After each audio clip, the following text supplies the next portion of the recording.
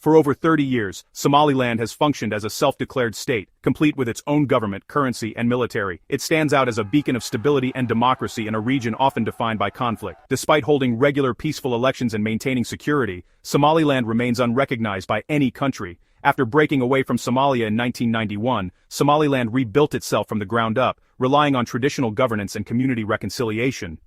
This grassroots approach has been key to its success, but the lack of recognition brings major challenges. Without official status, Somaliland is locked out of international financial institutions and its citizens face travel restrictions. It cannot join global organizations like the UN or African Union, leaving its voice unheard despite its strategic location.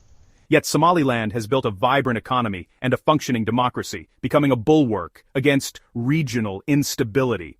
Its people see their quest for recognition as a right earned through decades of peace and self-governance. The world's silence is no longer about Somaliland's ability to govern, but about when it will be acknowledged. The question remains, how long must Somaliland wait for the world to recognize what it has already achieved? Their journey is a testament to resilience, but the finish line is still out of reach.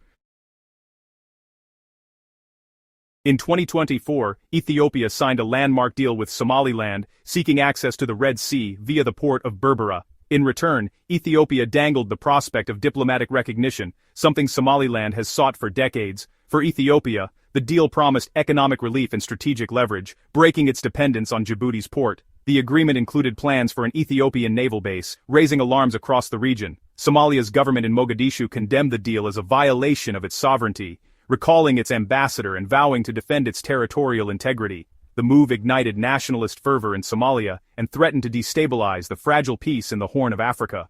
The Berbera deal has made Somaliland the epicenter of a major geopolitical confrontation. For Hargeisa, recognition seems closer than ever, but at the risk of regional conflict. The region now stands at a crossroads. Will this bold move reshape the Horn or spark a dangerous escalation? The stakes have never been higher. The UAE, through DP World, has transformed Berbera into a modern port, aiming to serve Ethiopia's vast market. This investment aligns with the Ethiopia-Somaliland deal, but puts the UAE in a diplomatic bind. The Emirates must balance its economic interests in Berbera with its relationships in both Addis Ababa and Mogadishu. Officially, the UAE has stayed quiet, working behind the scenes to protect its investments and avoid alienating Somalia. The UAE's cautious approach is pragmatic, prioritizing stability and profit over political statements. An open conflict would threaten its regional ambitions, turning Berbera from an asset into a liability. The UAE's true intentions remain unclear. Is it quietly supporting Somaliland's independence, or simply hedging its bets? As the crisis unfolds, the UAE's next moves could tip the balance in the Horn of Africa. All eyes are on Abu Dhabi.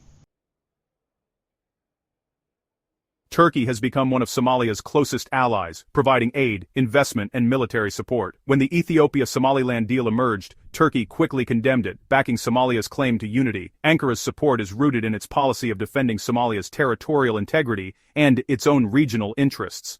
Yet, Turkey has also tried to mediate between Mogadishu and Hargeisa, hosting talks in hopes of a peaceful solution. The new crisis complicates Turkey's role. Its strong support for Mogadishu alienates Somaliland, challenging its credibility as a neutral broker. Turkey now faces a delicate balancing act: support its ally, or risk losing influence in Somaliland. The outcome will shape Turkey's future in the Horn of Africa. Mediation or partisanship, Ankara's choice will echo across the region. The UK's relationship with Somaliland is shaped by a shared colonial past and a sense of historical responsibility. Somaliland's independence claim is rooted in its brief sovereignty after British rule, a point often directed at London. Today, the UK maintains unofficial ties, provides aid, and supports Somaliland's democracy, but stops short of recognition. A vocal Somaliland diaspora in the UK lobbies for change, but official policy defers to the African Union's lead. The Ethiopia-Somaliland deal has forced the UK to confront its own interests, security, investment, and regional stability. London calls for dialogue and de-escalation but avoids taking sides. The UK is caught between history, international consensus, and pragmatic caution. Somaliland's frustration grows as its former protector hesitates to champion its cause. The dilemma remains unresolved. For Somalia's government, the issue is national survival. Somaliland is seen as an inseparable part of the Somali Republic. Any attempt to break the union is viewed as an existential threat. The Ethiopia-Somaliland deal was condemned as aggression, fueling a surge of Somali nationalism.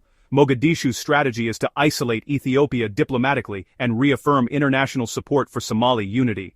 This hardline stance leaves little room for compromise, deepening the divide with Somaliland. While the call for unity is powerful, Mogadishu's control over Somaliland is limited. The confrontation is locked in a stalemate, with no easy resolution in sight. The dream of unity clashes with the reality on the ground.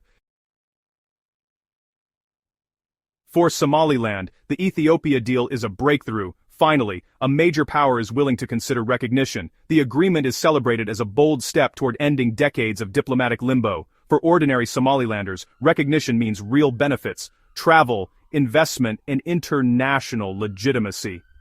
The deal is seen as a security guarantee against threats from Mogadishu, yet frustration runs deep. Somalilanders resent the world's double standards, pointing to their record of peace and democracy. International hesitation, especially from Turkey and the UK, is met with disappointment. Somaliland is pushing forward, betting that economic logic will force the world to accept its reality. But the risks are high. The deal has provoked powerful enemies and regional divisions.